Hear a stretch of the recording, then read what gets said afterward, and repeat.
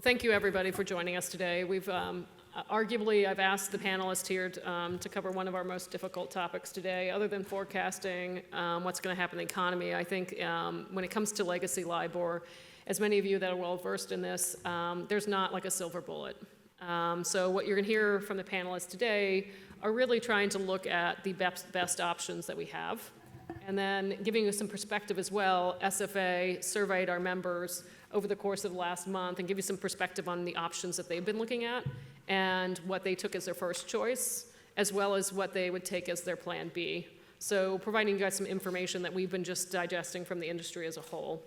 To start out, I'm going to have the panelists introduce themselves and their firm and sort of their take on LIBOR. You want to start, Dustin? Sure. I'm Dustin Seeley from Dodge & Cox, an asset manager in San Francisco. We are in the fixed income space. We have a decent percentage of our book in structured finance and mostly agency mortgages, but also are involved in ABS and particularly in the FFELP market. So I've been very actively involved in LIBOR from that standpoint. Hi, my name is Jennifer Arias, and I am with Navient. We are one of the world's largest holders of student loans in the private education space. In addition to that, we are gearing up for the LIBOR transition, where I am working with a number of my colleagues on finding our path forward. Good afternoon. My name is Chris Creed. I'm a portfolio manager and co-head of our securitization team at Goldman Sachs Asset Management. And like Dustin, we invest across the securitization spectrum from agency mortgages through ABS. And good afternoon. I'm Howard Alterescu, a partner in the finance group at Orrick, Herrington, and Sutcliffe. Orrick is consistently rated among the top firms in CMBS, ABS, and CLOs, very active as well in the RMBS space for many years. In the marketplace lending space, we work on securitizations as well as corporate advisories and equity capital markets.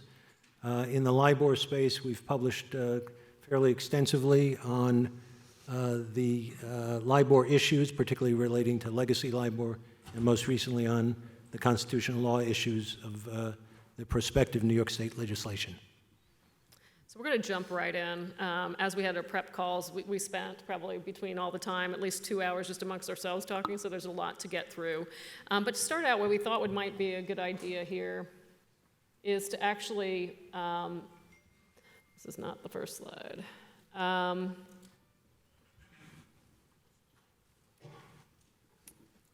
one, there we go.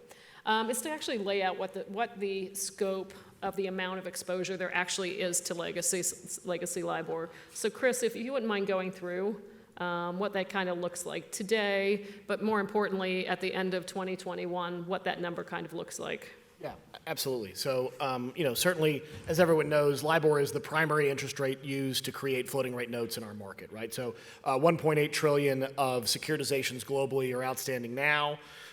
Depending on your view of prepays, calls, extensions, losses, et cetera, we could see about 900 billion outstanding by the end of 2021, when, of course, is the date at which LIBOR is expected to go away.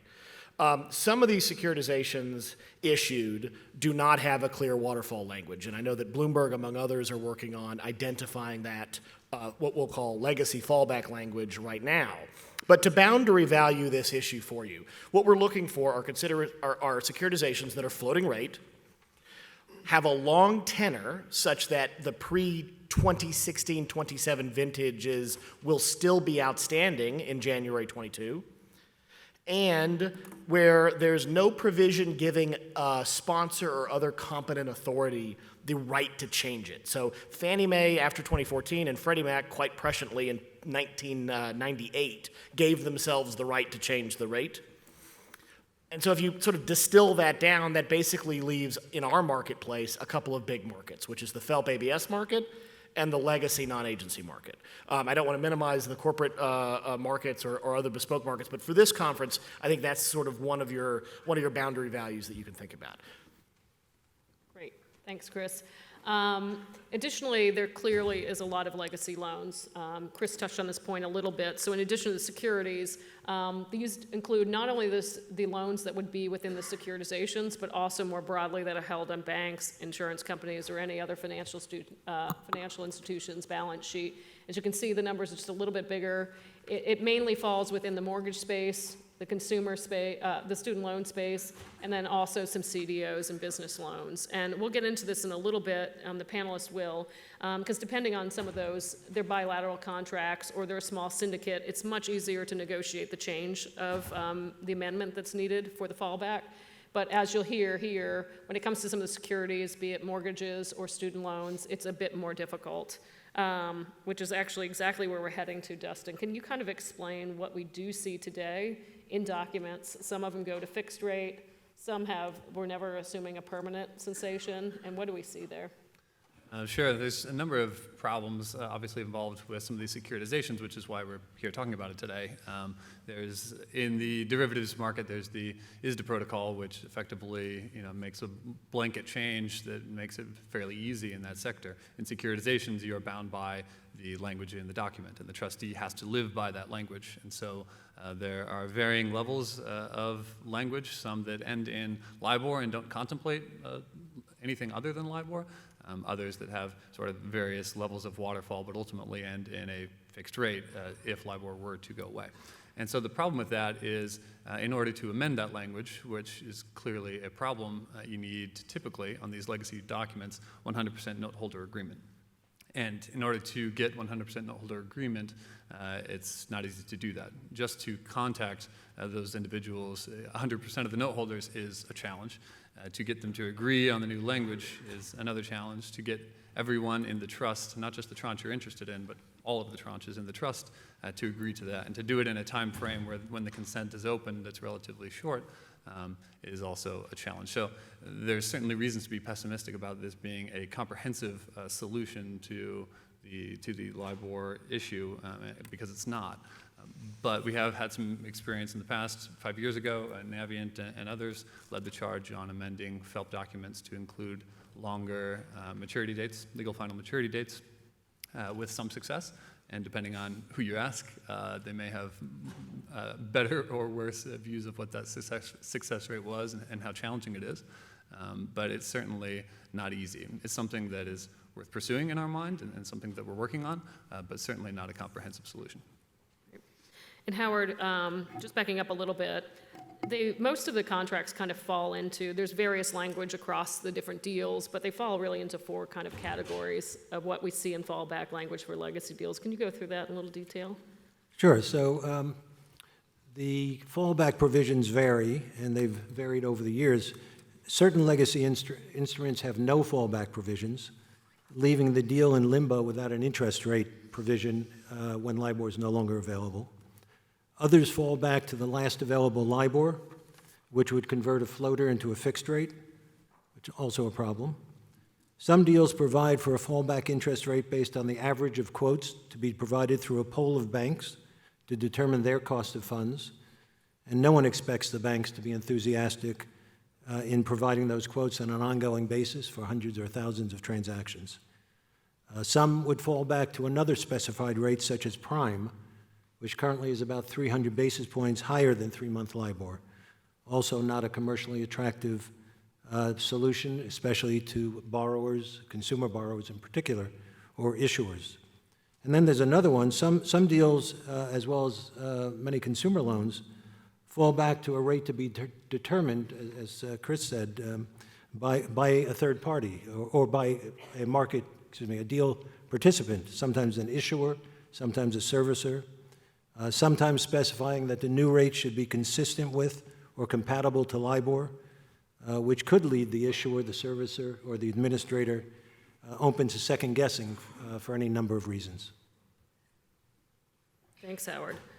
So Chris, one of the things that Dustin walked through was this difficulty in bondholder communication process that we have today to actually view that as a realistic option that we can use for a solution.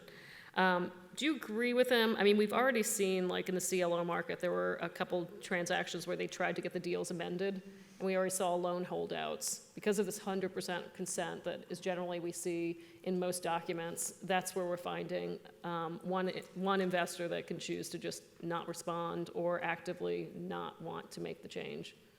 Yeah, no, I think Dustin's exactly right. I mean, there's that case study from the felt market from 5 years ago is actually quite interesting. It was basically in everybody's best interest to amend the documents, and in deals with strong sponsors like Navient, you could get some, but in many cases there were transactions where you couldn't find holders, and it was exceptionally difficult.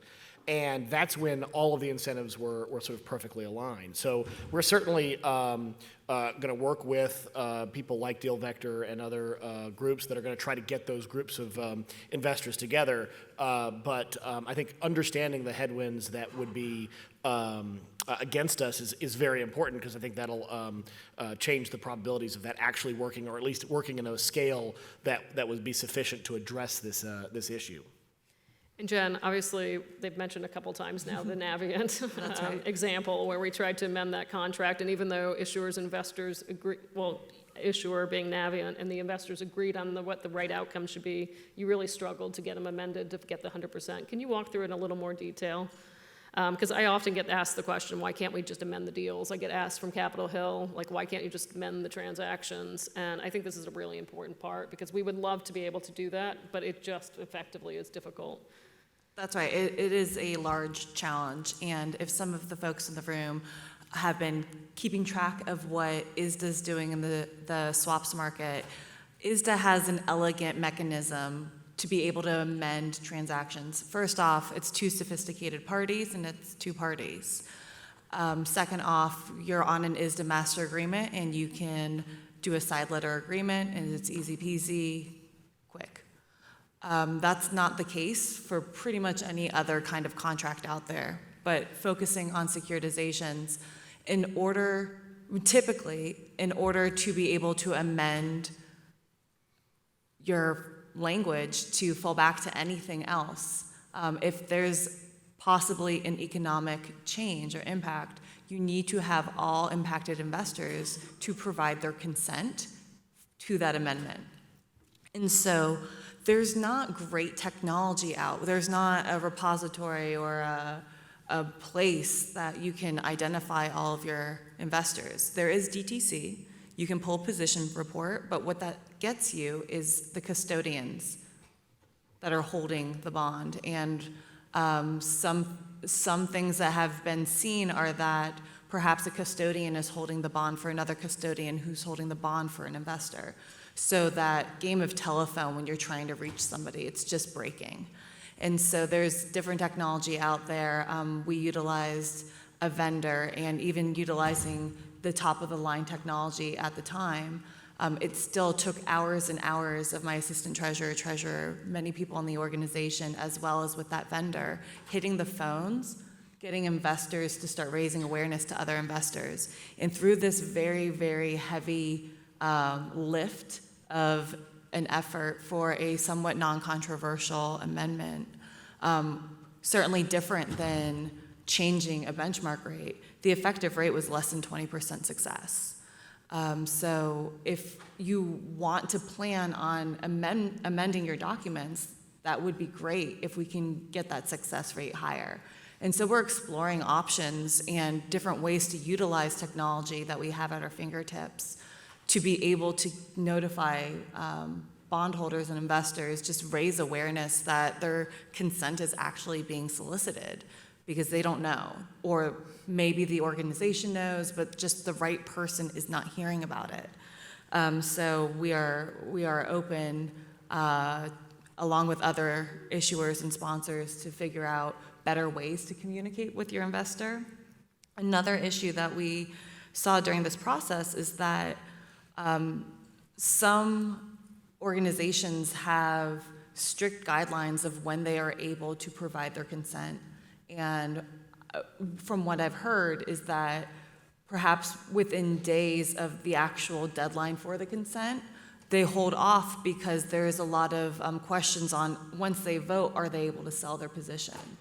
And to negate that question, you have to hold on and hold your consent a little longer. And so it doesn't give a good view on progress until the date comes for the expiry.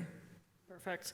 And this is why, for the rest of the panel, other than one last question, we're going to mostly be talking about 3 other options that have been discussed amongst the industry and ARC, and give you some views around that. But before we move that, Chris, I just want to ask you, on the legacy transactions that are outstanding today, are you seeing price changes already because of the fact that we've got insufficient fallback language in the transactions? So the direct answer to your question is yes, but it's complicated. And that's because when you go back to the sort of boundary values of where is this the most problematic, you're talking about fairly old securities with other idiosyncratic problems, right? You know, in the FELP market, they haven't originated a FELP loan in a decade. This is an older market, and the issuance of that market is continuing to go down. So you have other factors that are influencing the prices and spreads. But I think this is an interesting component, which is even though there are some new issuances, of legacy loans in this market with quote unquote good language or ARC approved language, the entire sector is sort of wider. Now, is it all because of LIBOR? No, but I do think that that's an interesting case study, because I do think that when you cause an entire sector or subsector to have issues, that's going to affect all of the bonds in that sector. So I think this one of the things that we're reminding people is that by fixing this problem, and I use that term loosely because this is a very large issue, should benefit not only the legacy securitizations, but also the securitizations that are relatively new. The other thing I might bring up on the case of the just back to the question about amending it on a bilateral basis, the question of amending it to what becomes interesting. When you do it holistically, like we say we're going to ARC language or we're going to do something else, all of the securities get amended to be the same or the same waterfall. But if you do it on a bilateral basis, then Trust 1 might have a different waterfall than Trust 2, which might have a different waterfall than Issuer 1 or Issuer 2. And again, that's going to cause pricing issues. The objective of simplifying these markets as best as you can and making them standardized should be a goal that we have. Well, thank you. Dustin, would you add anything regarding valuation that you're seeing on legacy? No, I think I agree with Chris. I think there's certainly been a bifurcation between the two, old versus new. You could call it, 10, 15 basis points in FELP. It could be more, it could be less, depending on what type of volumes you're talking about. But it's certainly already there. So I know a lot of people talk about, well, we've got 2 years to figure this out before there's a disruption in markets and in spreads. And I would push back and say, no, it's already happening, obviously to a relatively minor degree, but that doesn't mean that couldn't increase as the drop-dead date gets closer. No, thank you, Dustin. So now we're going to turn to just some of the results we saw from our survey as we start to talk about the 3 different options that we've heard most talk about. So on this chart, what you're seeing is the 3 options we asked folks about, and then we categorized some of the respondents, investors, issuers, securitizers, servicers into one category, trustees, and then diversified financial institutions and broker-dealers. We broke it out by the 3 options of extend LIBOR beyond 2021, and we'll go through in a minute what that meant. We actually asked a follow-up question. Was this like don't get rid of LIBOR at all, which the panelists will talk about in a bit. That's not really an option, or is it for a temporary basis? Secondarily, a synthetic LIBOR, which we'll go through in just a second, and then lastly, a legislative relief. And as you can see, depending on which one we're talking about here, we're going to first hit on synthetic LIBOR. Depending on the category, you can see there's more interest in it than in others. For example, none of the trustees or the investors, or the issuers saw this, diversified institutions saw this as a good option. But we did see investors at 33% saying that they would choose this as their first option. And issuers, securitizers, and servicers saying that 22%. Howard, would you mind going through first what is synthetic LIBOR, and then secondarily, one of the concerns I think when this was discussed within the ARC is really around legal risk around this option, and can you walk us through your views on that? Sure. Well, synthetic LIBOR, I'm going to say, is in the eyes of the beholder. I think what we mean by synthetic LIBOR is something that matches what LIBOR would have been. And part of that answer is that's one of the best ways to diminish the possibility of disputes and litigation. Having said that, another view of synthetic LIBOR is an agreement that whatever the ARC recommendation would provide, so SOFR plus the adjustment and the SOFR trigger and so on and so forth, would be synthetic LIBOR. So it really remains to be seen what synthetic LIBOR will be, but at the end of the day, I think it's fair to say that LIBOR, as it was understood by contracting parties at the time they entered into contracts over the last several years, was a financing based on the average cost of funds of a fairly large number of panel banks, plus the credit spread, the average cost of funds of panel banks, and on an unsecured basis. By contrast, SOFR is based on an overnight credit rate secured by U.S. Treasuries, essentially a risk-free rate. Having said that, if we were to create a synthetic to match what LIBOR would be, would have been, we would create something that was credit sensitive. And the ARC recommendation, not yet finalized as to what the adjustment would need to be, in my view, credit sensitive to diminish the risk of litigation. We have the possibility, for example, going forward, of SOFR not being credit sensitive, if that's the way it comes out, and I don't know, I doubt that's the way it's going to come out, but if SOFR is not credit sensitive, and someone were to argue that with bank, if this would be the case, bank credit improving, so LIBOR would have decreased in its rate, then the borrower is paying more than it otherwise would be paying. So the closer the synthetic is to where LIBOR would have been, the less litigation risk there will be. So the primary legal risk, as I said, is that synthetic doesn't over time mirror what would have been the performance of LIBOR.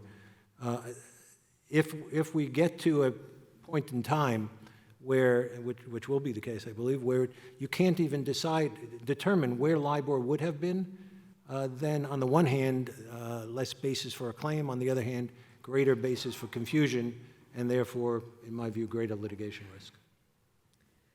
So Dustin, Jen, and Chris, do you have a view on synthetic LIBOR and a firm view of where you stand? Do the benefits outweigh the cost, or? Sure. I mean, generally speaking, anything that sort of helps bridge the gap between a fixed rate LIBOR and a note that was intended to be and marketed as, and says many times in the prospectus that it is a floating rate note, anything to help bridge that gap, we support. And all of the above approach seems prudent in this situation, and synthetic LIBOR is no exception.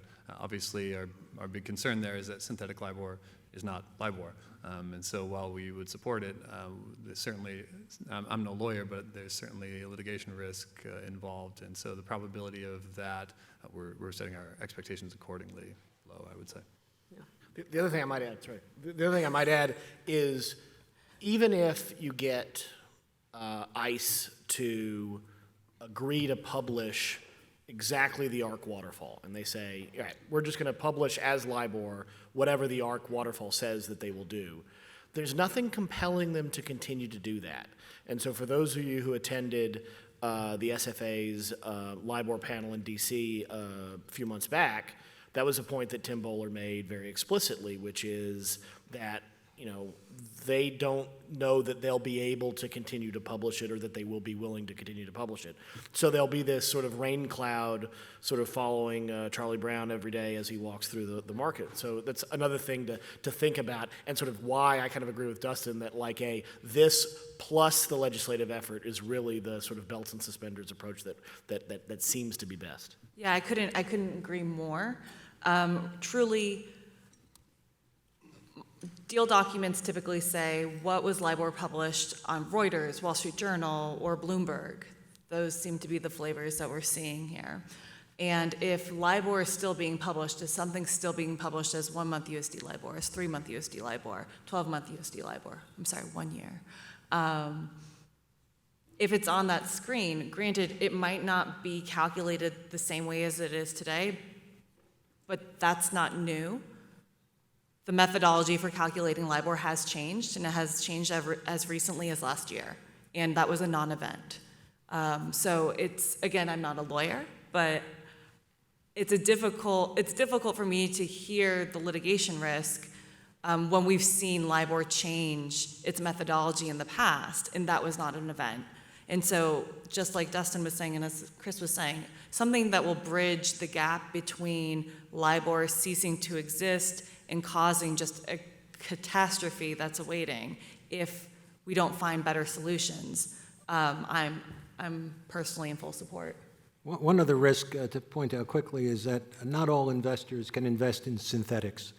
And so whereas somebody may be entitled to invest in a debt instrument or a securitization based on LIBOR, it may be that it would be problematic, whether it's for a variety of reasons, for certain regulated institutions to invest in a synthetic. Yeah, so I guess it really depends on when we talk about synthetic, do we mean synthetic, what do we mean here? Do we mean that ICE will agree upon a calculation with panel banks and the public sector over in the UK, the Bank of England's on board, if the FCA is on board? Is that synthetic in the way that you're describing it, or is it a new rate? Or is it a new method? Definition of Yeah, LIBOR. a new methodology. That will be the question. Yeah, absolutely. All right, great. And I think one of the things that's been discussed, if it's a synthetic LIBOR that's used, could you overlay the legislative fix? So we'll get to that in a minute and cover off on the litigation risk that we've been talking about. But first, let's just go and talk. Here's some of the feedback, actually, that we got from some of the respondents who thought that synthetic LIBOR would be the best option and why. So you'll see this repeatedly throughout the comments. What you'll see is different people's views of what would be the least disruptive. So when I get to leave LIBOR outstanding, you also have other people that say it's simplest and keep it out, and it would be the least disruptive. But here is where there's just some views around that. Let's quickly jump on, and we'll post it up on our website so you guys can read that in a little more clarity.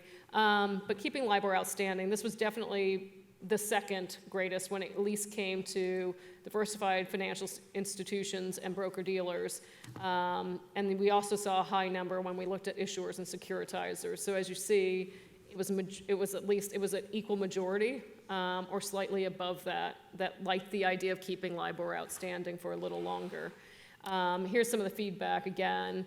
It really felt like it avoided some litigation risk, but I think as some of the panelists will go through in a minute, does it really reduce the litigation risk? Because if all of a sudden LIBOR is starting to track differently because there's less liquidity in that, are you potentially going to be sued because that rate no longer reflects what you bought into as LIBOR? So we'll go through that in a minute. But there are a lot of folks that believe, you don't have to make an amendment if we can keep that outstanding. And as I alluded to a little bit earlier, when we looked at extending LIBOR, we also asked folks why, and what did they mean by that. So the majority of them actually said it's because of operational risk and temporary, but you can also see some have a strong view that when it came to extending LIBOR, why break something? Was it really broken? There were some people that committed fraud in cases that have been sued, but at the end of the day, are we really talking about something that with more oversight could be dealt with? So there is still some discussion with industry that's saying, why are we even getting rid of LIBOR in the first place? So with that, Dustin, if you wouldn't mind kind of going through what you see as the benefits or the difficulty when it comes to keeping LIBOR outstanding, even temporarily. Sure. I would love for LIBOR to continue to be outstanding for a long time, if not forever. In fact, I'd love to not even go through this exercise at all and we just keep LIBOR. Yeah. But I think it is very clear that the UK FCA has used fairly strong language in saying that it is going away and that we need to be serious about that happening. And so when it comes to a zombie LIBOR existing after 2021, a few banks continuing to quote it, whether or not that is deemed representative or not, I mean, a comment Chris made I think is really important, which is the UK FCA can compel panel banks to submit quotes up until a certain date. What's stopping them from saying, we compel you to not send any more quotes and for LIBOR to be dead for good, which actually makes litigation risk lower, as Howard pointed out, and as you pointed out, Christy, in that if you don't have LIBOR existing and there's no quote being made of true LIBOR, then you can't compare that to SOFR plus a spread to be able to say that that's not comparable. If it doesn't exist, you can't compare. So there's certainly some risk there. I would say I think it would be imprudent for investors to expect LIBOR to continue very much past 2021. There's certainly a possibility for an extension to ease the transition for operational reasons or otherwise, maybe on behalf of legacy documents alone for a certain period of time, but I would expect, and others have commented that they would expect that to be measured in a relatively short time frame, in months, not years. So to expect 10 years from now to have LIBOR still outstanding, I would say would be imprudent at best.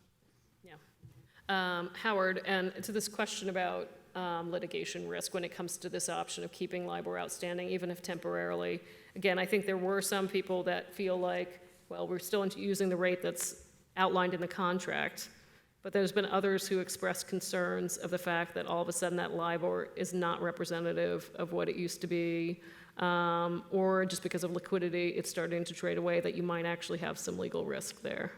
Right, and so the question will be whether substantively the LIBOR that remains outstanding is comparable to the LIBOR agreed to at the time contract was entered into. And then, outside of the substantive argument, the question will be whether class action plaintiffs' lawyers will make that claim. And the fewer the banks providing LIBOR, the fewer the actual transactions that LIBOR is based on, the greater the likelihood for dispute, simply. The other issue relating to synthetic LIBOR, keep LIBOR outstanding, and other alternatives is what is this going to do? And so this is not a legal issue so much as a substantive issue, a basis risk issue. We're talking about what would work for the securitization markets, what would work for the debt markets generally, the cash markets, but the question will be whether or not whatever we think is the best solution will be a good solution for the swaps market as well. Jen, Chris, would you add anything when we're thinking about keeping LIBOR outstanding? Yeah, so something kind of interesting. The FCA wrote a letter earlier this year. It's been released to the public, and in it they actually highlighted that not only will they give, it was a response to a request of, can you give us certainty around the time between when you're going to declare LIBOR to be non-representative and when LIBOR will actually cease to exist. And they went out and pointed out that not only will they not be able to agree that the day they pronounce it non-representative is the day that they will make sure it ceases to exist, they outlined the timelines, and I'm not going to even attempt, but it was weeks, that there's an expectation that ICE has to notify them within some weeks of ceasing it, and then they have some time to review it until the cessation occurs. But thirdly, they pointed out that they actually have the power to compel ICE to continue to publish LIBOR if they believe, they being the FCA, believes that it's in the best interest for a smooth transition, even in the event that they have declared LIBOR to be non-representative. So just an interesting development that I actually didn't see coming, so. And I think this is a point that's a good point to at this point to raise it, which is the Fed's been pretty clear that they can't compel, and they're saying that basically the FCA is the one that does this, and it's their decision.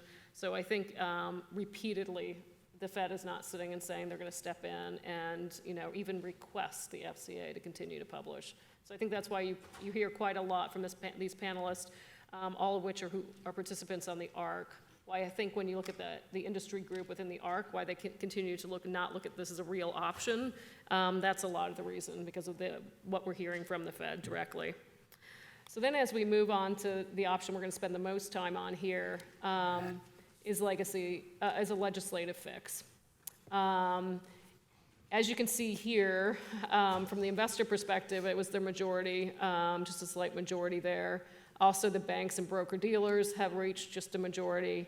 And then when you got to the trustees, they were 100%, like the legislative fix. What's intriguing here is the issuers and securitizers and servicers. You can see this wasn't, by any means, their top choice.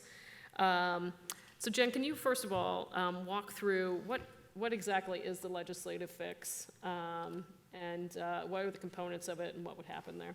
Yeah, so the ARC back in November, I believe, had a presentation open to the public talking about what this might look like. And so that's the peek behind the curtain that we've been given here. And what they're working on is that there's going to be mandatory and permissive aspects to this. So if the legacy contract is silent to any fallback, or if the legacy language falls back to a LIBOR-based rate, like the typical language we're becoming more familiar with, where you have to call up 4 London banks and get 4 quotes, and if they won't, then you call 2 New York banks, and if they won't, then you fall back to the last reset of LIBOR. So in those 2 instances, it would be a mandatory application of the statute, versus if the legacy language gives a party the right to exercise discretion or judgment, similar to what, Chris, you were describing, that we can find in some of the older vintages from Freddie and Fannie, that party can decide whether to avail itself on the statutory safe harbor or not. And what it is it will be overriding the fallback language if there is fallback language saying get quotes from banks or fall back to a different rate. Where there is no override is if the language was silent, because there's nothing to override there, you're just amending and adding to. There will be a mutual opt-out. I'm sorry, I shouldn't say that so definitively. What's being discussed is having a mutual opt-out, where if all parties decide to opt out, all parties to a contract, then you can opt out, but not an opt-in. So all parties would need to agree. That's what's being contemplated right now. There's also a lot of conversation around trigger events. Right now it looks like, since this is coming out of the ARC, we'll probably expect to see it to follow the ARC trigger events, which are 3 prongs. The first being ICE announces that they will no longer publish LIBOR, or a regulatory body announces that ICE will no longer publish LIBOR, or third would be LIBOR is declared to be non-representative by a government body. There will be no exclusions, at least that's what's being contemplated right now. So there's a lot of conversations going on that what happens to one product needs to happen to another product, and I think we can all in the securitization industry really understand that there's multiple contracts to think about. There's your underlying collateral, there's possibly hedges, and so as harmonious as we can make them all work the same way, the better. That's a bit of what's going on, and if anybody's very curious about this, if you go onto the ARC website and pop into the meetings and minutes, check out a November date. It's probably one of the only ones up there, and the presentation's in there. Now, Howard, this legislative fix, the ARC is actually focused on New York State. Can you walk through why they chose New York State, and what that would actually grab and what would be left out? Because obviously not all contracts are New York State based. Right, and so when I first saw the legislation that was being contemplated and saw that it was New York State, my first reaction was, well, that makes sense. Most securitization contracts are governed by New York, and then I confirmed that with a survey I did, an informal survey within my firm, by sector. And so the reaction, and I'm sure there are others who will find exceptions to this, but I think generally you'll find this to be the case. CLOs, and we're talking about U.S. securitizations. CLOs, 100% New York law. ABS, almost entirely New York law. RMBS, almost entirely New York law. Syndicated loans, not securitizations, but vast majority are New York law governed. And then equipment loans, likely widely disparate governing law provisions, which is also the case, unfortunately, for the market, I believe. Consumer loans, likely widely disparate governing law provisions based on the states in which the loans were originated. And so we do have situations in which there will be contracts that are not covered, but most of the market would be covered.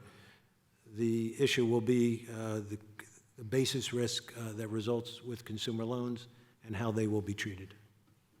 I think one of the interesting things about the ARC approaching the state of New York, though, is it gives a leadership issue. If the ARC publishes their fallback language and the state of New York says securitizations under New York law will default to this, and maybe even we get some help from the FCA or the Bank of England and says, this is how we want to do it too. All of a sudden, there is industry consensus, right? ISDA publishes their language, whatever it might be, and if it's all, as Jennifer was talking about, all consolidating to the framework that the ARC has set out as this is the industry standard, then I think that other states will likely follow, because the consumer loans, do need to be fixed, and as Howard said, some of the other business loans do as well. And so I think it creates the standard that everyone else can then follow. So let me just say something about timing. I do not know what the ARC's timing is. There's no public information that I'm aware of. But having said that, in New York, legislation like this is frequently put in the budget, even though there may or may not be an obvious budgetary impact. Many major pieces of legislation in New York are handled that way. The budget is dealt with in March. It must be passed under the New York Constitution by April 1. So that it's either a this year issue, or if it's not a this year issue in New York, it may be a year from now, which is very tight to the December 31, 2021. Having said that, I think your point, Chris, is very well taken. There will be other states who may or may not follow, but if they do, there will be timing issues there as well. So we may get this solution, in quotes, but there may be tight time frames. So if the statute is facing headwinds when we're looking at New York State, one of an option that somebody had mentioned to me that I find intriguing is instead of trying to automatically change what rate you're moving to, instead change the consent percentage in the document. Instead of being 100%, maybe you move it to 50% or 66 2/3. Chris, what do you think about an option like that? Because again, it keeps us from having a holdout. It also makes it a little bit more achievable. And Dustin, I'll turn it to you and Chris both on your views on that. Well, I guess if we're going to approach Albany and ask for something, we should ask for the solution. Asking for that particular thing and then having to go through the amendment process will still create a significant dead weight legal cost to amend all these contracts. So this one doesn't resonate with me particularly well as a good solution. I agree with Chris. I think the legislative solution, I'll call it a correction, and not even a fix, is the best option, and that's something that we believe should be done. Ultimately, if you have a governing body governing an indenture of a contract that is erroneous, what better way to govern that indenture that is erroneous, right? Have a fixed rate benchmark on a floating rate note that is erroneous. So why not ask them to correct that? Right. So just wanted to turn to one additional slide here. So we asked the question of those folks who did not choose legislative fix as their first option, would they be supportive of legislative fix to be Plan B? And as you can see here, the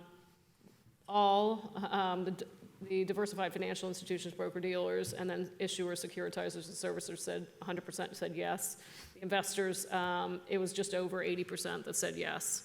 So we wanted to ask this question because obviously, as we've talked about, keeping Libor outstanding may not be an option. We can't choose it. We need the assistance of FCA to do that. When it comes to synthetic, there wasn't even a majority there. So we really wanted to understand if SFA, as an organization and as an industry, we could support this legislation, and I think the resounding answer is yes. Howard, the one other question that keeps getting raised on legislative is the constitutionality of it, and the ability to basically, if a contract doesn't speak to something, have the court basically, or I'm sorry, have a state statute that comes in and overrides that contract. Some people look at it that way. Can you kind of walk through that a little bit and the analysis there? Let me first react to my friend Chris's reference to dead weight legal costs. But I love Chris, so we'll pass on that. So if there were to be a constitutional challenge, it would be based on the Contracts Clause of the United States Constitution, which prohibits states from passing any, quote, law impairing the obligation of contracts, close quote. So that sounds very categorical, but the U.S. Supreme Court opinions have generally tended to be forgiving towards state legislation with retroactive effects on contracts. But there are some standards, of course. When evaluating whether to uphold state legislation under the Contracts Clause, the Supreme Court has asked the following questions. Does the statute affect a substantial impairment of contracts? Is the law designed to reflect the intent of the parties? Is the law likely to disturb any party's expectations at the time of contracting? And if there is a substantial impairment, or if a substantial impairment is shown, the court would next look to whether the impairment is supported by a significant and legitimate purpose, and whether it does so in an appropriate and reasonable manner. As I said, we've published extensively at ORIC on Libor issues, and in one of our recent client alerts, we said that there are reasons to believe that the legislation currently contemplated, which Jen described, by the ARC, which would insert the ARC recommended fallback and adjustment provisions in existing contracts, would survive constitutional challenges. And so that's our view, and we can go through it in more detail, but it may well be that despite our view or the view of others that it could be supported, that there would be challenges. Challenges would take a long period of time, and so we could be in a state of limbo. But having said that, we do think that the appropriately drafted legislation could well be supported. And I think this was one of the biggest benefits when ARC was going through and discussing this is instead of having lawsuits on every single transaction, potentially when it goes to synthetic or keeping Libor outstanding, when it comes to legislative fix, you have one lawsuit, and that's on the constitutionality, or at least for each state. So I think that's one of the benefits that's been laid out well. I want to leave time to let the audience ask some questions. Just one parting thought here, because Chris and a number of panelists raised it, which is what do we move to? We did also ask our membership if they were okay with SOFR plus a credit spread. Clearly, some comments came back that they would like a term, they'd like to understand, they'd like a dynamic credit spread. And I think we've continued as an organization and industry relaying those comments in. But 90% of them said that they were good with SOFR plus a spread, either in all circumstances or some circumstances. And the some circumstances, the people who answered that were really where it moved to a different rate other than, so it already says you move to prime, for example, or something else. And as Jen laid out, in that circumstance, even the legislative fix does not change those contracts. It stays with moving to a different reference rate. So I wanted to give a little time for the audience to ask questions. So any questions, just fire away. There's some microphones here.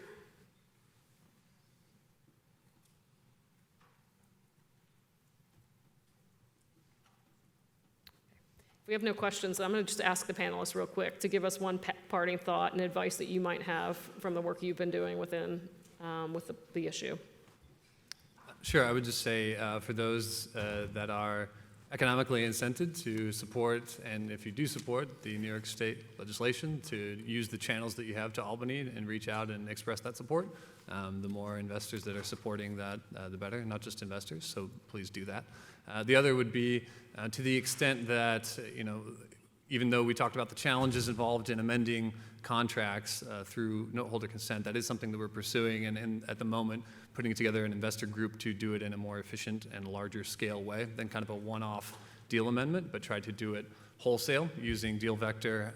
So that's something that we're putting together now for the FELP market. So any FELP investors that are interested in talking about that, please reach out to me and come talk to me about it. It would significantly lower costs for everybody and hopefully lead to slightly higher, hopefully much higher success rates. So those are my 2 thoughts. Yeah, I would encourage everybody who is in this room and concerned to get involved. The solutions we've been discussing today are the product of working groups and the product of people taking a couple minutes out of their week to think about the problem and start talking with each other on how can we find other solutions. It's been fascinating, some of the creativity that's come through, and if you think that you've missed the bus, you haven't, just hop on board. The ARC is very much open to having industry experts come on. I think that distribution list is probably 200 plus. So even if you just want to listen in and hear how it's going, being part of the solution, it will just make us have a better solution. Yeah, I mean, I think that's the key is that you know, we've gotten where we are by people with either economic incentives or good ideas speaking up and saying, hey, here's a path forward.